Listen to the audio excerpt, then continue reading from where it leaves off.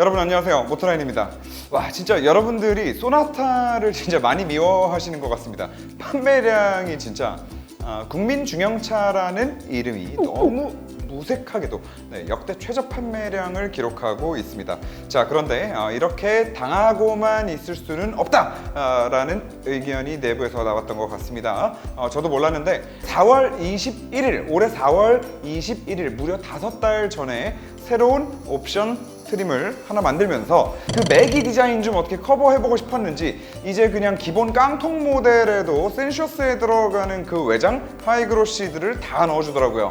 진짜 소나타의 매기 디자인에 대해서 우리가 모두 함께 싸운 결과라고 할 수 있겠습니다. 자, 아무튼 뭐 그렇게 4월 21일에 연식 변경이 되면서 소나타에 생긴 새로운 트림, 그 이름도 거창한 프리미엄 플러스, 이름 옆에 히트가 붙은 거 보면 좀 기아차 뒤통수 히트가 생각나면서 뭔가 좀 PTSD가 오기는 하는데 막상 들여다보면 와, 진짜 이런 옵션 구성이면 여러분들께 옵션 추천을 좀 한번 해드려야겠다 라는 생각이 바로 들더라고요. 그리고 참고로 그 기아 자동차 같은 경우에는 옵션표에 붙어있던 그 히트, 뒤통수 히트 그거 다 없어졌습니다. 참고하시고요.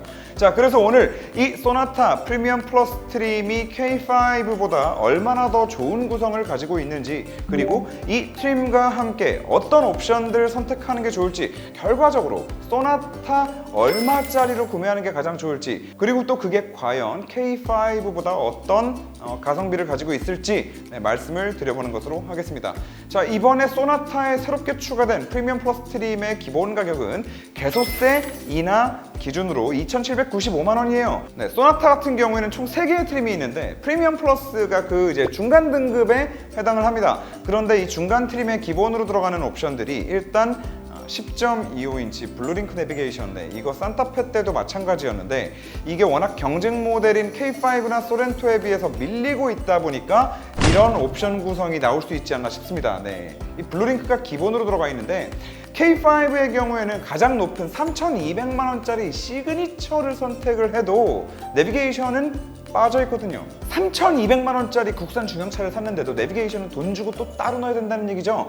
여기다가 또 소나타 같은 경우에는 1.6 터보 옵션을 추가를 하게 되면 83만 원이 추가되는데, 이제 뭐 별거 아닐 수 있겠지만 이 1.6 터보 옵션을 선택했을 경우에 2열 6대4 분할 폴딩 시트에다가 암레스트까지 기본으로 들어가요. 그런데 이것도 K5에서 이 소나타와 동급이라고 할 수 있는 1.6 터보 2,940만 원짜리 노블레스 트림 같은 경우에는 아무리 비싼 돈을 줘도 분할 폴딩 시트는 아예 존재하지도 않고, 그리고 뒷좌석 암레스트도 별도로 또 컴포트 옵션을 넣어야만 들어가거든요. 근데 이게 지금 소나타 같은 경우에는 1.6 터보만 선택하면은 기본이라는 거. 자, 여기서 끝나는 게 당연히 아니죠. 앰비언트 라이트 같은 경우도 이제 동급 K5에는 없는 거 기본으로 다 들어가고, 후측방 충돌 방지 보조도 K5에는 없는 거 기본으로 들어가고, 그리고 또 이 후측방 충돌 방지 보조 이 옵션 같은 경우에는 진짜 무슨 뭐 어라운드 뷰 이런 거랑은 비교도 안 될 정도로 안전운전에 큰 도움이 되는 옵션이거든요. 꼭 있어야 되는 옵션이다. 차 뒤로 후진해서 뺄 때 그 좌우에서 사람이 오거나 차가 오면 알려주는 거, 이거 사실 사각지대 때문에 안 보이는 거거든요. 이건 진짜 있으면 운전이 너무 편해지는 그런 옵션인데, 아무튼 이것도 기본이다. 그리고 여기에 많은 분들 알고 계시는 이제 그 제가 너무 극혐하는 그 B필러랑 C필러, 사이드미러 하단부에 20년 된 싸구려 플라스틱 들어가는데 그 부분, 소나타 같은 경우에 모든 트림에 기본적으로 하이그로시가 적용이 됩니다. 원래는 센슈어스에만 적용되는 게 이번에 기본 모든 트림에 다 적용돼요. 그런데 K5는 여전히 무슨 이유인지는 도저히 모르겠지만 B필러, C필러, 사이드미러 플라스틱을 파노라마 선루프를 선택해야만 하이그로시로 바꿔주고 있습니다. 아니 그 이쁜 차 옆모습을 그 플라스틱 덩어리들 중간에 딱 들어가면서 다 망쳐놔요 진짜. 아무튼 그래서 기본적으로 적용된 사양들이 가격 대비 K5보다 훨씬 우위에 있다, 이게 결론인데, 안타깝게도 소나타도 옵션지를 좀 해주긴 해야 됩니다. 그래서 소나타 구매하시는 분들을 위해서 옵션 추천을 조금만 좀 더 드리자면 기본 프리미엄 플러스 2,795만원짜리 트림에 83만원 주고 1.6 터보 엔진 그리고 8단 미션으로 업그레이드를 해주시고요. 그러면 여기에 MDPS 같은 경우도 RMDPS로 바뀌고 뒷좌석 폴딩 시트 생기고 암레스트 생기고 여기까지는 아시겠죠? 1.6 터보는 꼭 넣어주셔야 되고 여기다가 18인치 휠에 피렐리 타이어 이거 다 해서 35만원인데 이거는 뭐 가성비가 너무 좋아서 당연히 넣어주셔야 되는 거고요. 스마트 센스 2 이게 들어가야 전방 레이더가 추가되면서 내비게이션이랑 연동해서 크루즈 컨트롤 사용하실 수 있고 또 완전 막히는 구간에 시속 30km 이하에서도 주행 보조 장치를 편하게 사용하실 수 있게 되는 겁니다. 자, 그리고 제가 HUD를 정말 좋아하는 사람인데 아쉽게도 현대가 HUD를 가지고 또 옵션지를 좀 해놨어요. 이게 사실 내비게이션까지 다 기본으로 들어간 마당에 HUD를 굳이 이렇게 묶지 않았어도 될 것 같은데 HUD를 또 12.3인치 디지털 클러스터 계기판 이 디지털 클러스터를 넣어야만 넣을 수 있게 해놨고 또 이걸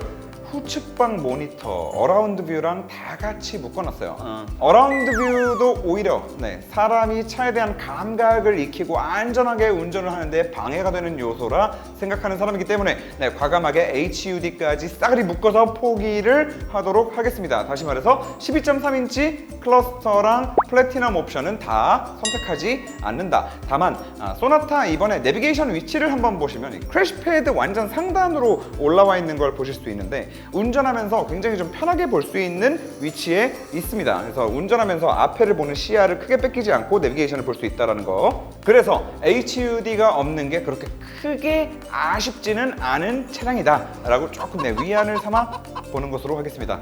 그리고 파노라마 선루프 저는 꼭 있어야 하기 때문에 넣는데 만약 나는 절대로 선루프를 사용할 일이 없다 하시는 분들은 아까도 말씀드렸지만 소나타 같은 경우는 K5와는 다르게 선루프를 선택하지 않으셔도 A 필러, B 필러 그리고 뒤에 C 필러 그리고 사이드 미러 베이스, 사이드 미러 하단부까지 전부 다 하이그로시로 들어가니까 필요 없다고 하시는 분들은 그냥 빼시고 120만원 아끼시는 것도 나쁘지 않을 것 같습니다. K5처럼 옵션질이 묶여있지는 않다는 거. 자, 그리고 시트 옵션을 좀 넣어줘야 되는데 컴포트 1을 넣는 것으로 하겠습니다. 이거 들어가야 또 메모리 시트랑 조수석 전동 시트가 추가되니까 넣어주시는 게 좋을 것 같습니다. 컴포트 2 같은 경우에는 뒷좌석 편의 옵션인데 이거는 50만원의 가치가 느껴지지 않아서 빼는 걸로 하겠습니다. 자, 그리고 마지막 제가 어지간하면 국산차 옵션 뽑으면서 스피커 옵션 잘 선택 안 하는데요. 보스 옵션은 돈값을 한다고 봅니다. 크렐 같은 경우에는 진짜 너무 기계적인 고음이 너무 날카로운 느낌이라서 좀 마음에 안 들었었는데 보스 같은 경우에는 그래도 60만원의 돈값을 좀 충분히 하는 그 가격대에 그냥 적당히 스테이지도 살려주면서 고음도 중저음도 적당한 힘을 실어주는 괜찮은 오디오인 것 같습니다. 그래서 여기까지 하면 총 얼마냐? 3,236만원 되겠습니다. 물론 여기서 썬루프 빠지면 120만원 빠지니까 3,100만원 정도 될 것 같고요. K5 동급 옵션이랑 좀 비교를 해보면 K5 1.6 터보의 노블레스 2,940만원이라고 말씀드렸잖아요. 여기에 이제 10.25인치 내비게이션 95만원짜리 넣고 크렐 오디오 60만원짜리 넣고 썬루프 120만원, 드라이브 와이즈 75만원 그리고 컴포트 옵션 65만원, 스타일 60만원 이렇게까지 하면 3,415만원이거든요. 요게 방금 제가 소나타 옵션 구성한 거랑 비슷한 옵션 구성인데 결국에 한 200만원 정도 차이가 나는 건데 물론 K5 같은 경우는 방금 말씀드린 옵션에다가 이제 기본적으로 디지털 클러스터랑 후측방 모니터, 서라운드 뷰 모니터 이런 것들이 기본으로 들어간다라고는 하지만 저한테는 있으나 마나한 옵션이기도 하고 그리고 같은 옵션으로 봤을 때 소나타는 앰비언트, 뒷좌석 폴딩 시트 또 만약에 썬루프를 선택하지 않겠다는 분들은 소나타의 경우에는 썬루프와 상관없이 글라스 몰딩도 전부 다 하이그로시로 들어가기 때문에 분명히 K5보다 옵션 구성 측면이나 가성비 측면에 있어서 좋은 선택이 되지 않을까. 자, 남아있는 문제는 또 다시 돌고 돌아 디자인이겠죠. 물론 소나타의 앞모습이 개 못생기기는 했는데 말이죠. 저는 소나타 앞모습보다 더 참을 수 없는 게 사실 K5의 테일램프예요. 그 밧줄이니 소세지니 그게 뭐니? 네, 뭐 제 취향일 뿐입니다. 네. 자, 소나타 옵션 추천을 한번 드려봤는데요. 참 소나타라는 차가 저한테는 개인적으로 의미가 있는 차입니다. 제가 자동차 리뷰를 이 소나타 DN8 모델을 가지고 그 깡통과 풀옵션 비교하면서 처음 데뷔를 했거든요. 뭐 데뷔라고 하면 좀 웃기긴 하지만 그 영상 진짜 많은 분들이 시청해 주시기도 하고 사랑해 주셨는데 덕분에 제가 그 첫 데뷔 영상에서 자신감을 좀 많이 얻게 된 그런 계기가 된 그런 차기도 합니다. 그래서 한편으로는 좀 고마운 차량이기도 합니다. 이 자리를 빌어서 저의 데뷔 영상 많은 성원과 사랑을 해주신 시청자분들께 진심으로 감사의 인사를 한 번 더 전하면서 여기까지 하는 것으로 하겠습니다. 감사합니다. 저는 개인적으로 소나타 디자인 자체가 마음에 안 들어요. 기본적으로. 그러니까 원래 못생겼는데 거기서 아무리 화장을 떡칠을 해도